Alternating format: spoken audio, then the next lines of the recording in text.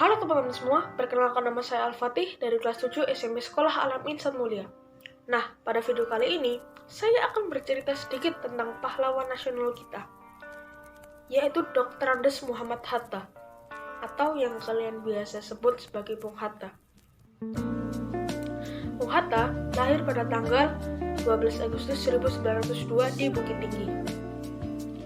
Dia tinggal bersama kakek, nenek, dan ibunya. Semasa Bung Hatta kecil, Bung Hatta diberi pilihan, yaitu rendang, laut, buku, sekolah, dan Makkah. Lantas dia memilih Makkah sebagai pilihan pertamanya dan sekolah sebagai pilihan keduanya. Karena menurutnya, kedua pilihan itu sudah membuatnya merasa seperti orang kaya, karena sudah memiliki segalanya. Sampai akhirnya dia berusia 6 tahun, sudah waktunya dia untuk masuk ke sekolah rakyat. Pada saat tes sebelum masuk sekolah, gurunya mengatakan, Hatta belum bisa masuk ke sekolah rakyat, usianya belum genap 6 tahun. Akhirnya, Hatta pun mendaftar kembali pada tahun berikutnya. Belum lama dia bersekolah di sekolah rakyat, dia sudah dipindahkan ke sekolah ELS, yaitu sekolah di mana tempat para anak-anak orang Belanda yang tinggal di Indonesia. Pada saat dia berusia 10 tahun, sudah seminggu lagi waktunya untuk dia berangkat ke Makkah. Saat waktu malam, dia mendengar percakapan antara ibunya dan kakeknya yang biasa dia panggil Abah Gaek. Ibunya berkata, "Aku belum siap melepas kepergian Hatta ke Makkah." Lantas Abah Gaek pun menyaut, "Mengapa? Kita sudah merencanakan ini dari lama. Kenapa kamu tiba-tiba tidak siap?" Ibu Hatta pun menjawab, "Aku rasa Hatta masih terlalu kecil untuk pergi ke sana." Abah Gaek dengan muka kecewa dan sedih berkata, "Ya sudahlah, kau sebagai ibu kandungnya lebih berhak untuk memilih apakah dia jadi berangkat ke Makkah atau tidak." Akhirnya sejak saat itu, Hatta pun tidak jadi berangkat ke Makkah.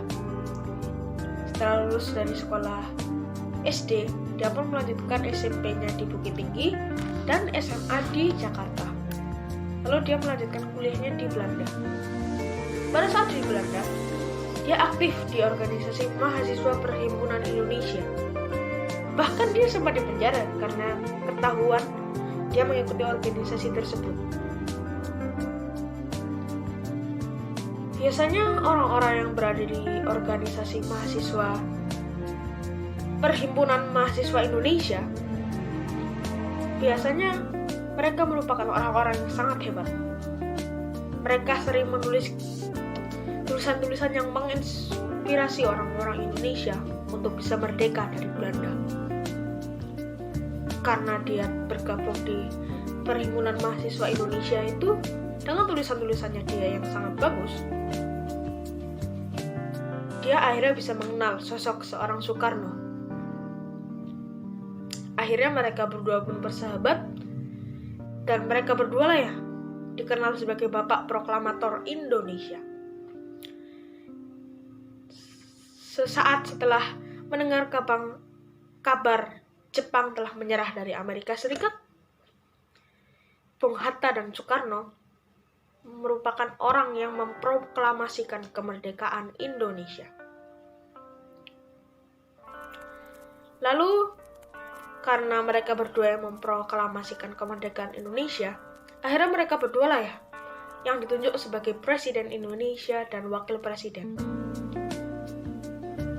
Setelah beberapa saat menjabat, Hatta pun mengundurkan diri dari jabatannya sebagai Wakil Presiden karena ada masalah perselisihan dengan Soekarno.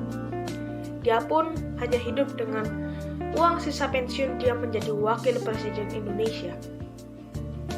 Bung Hatta meninggal tanggal 14 Maret 1980. Dia meninggal di Jakarta dan dimakamkan di Jakarta.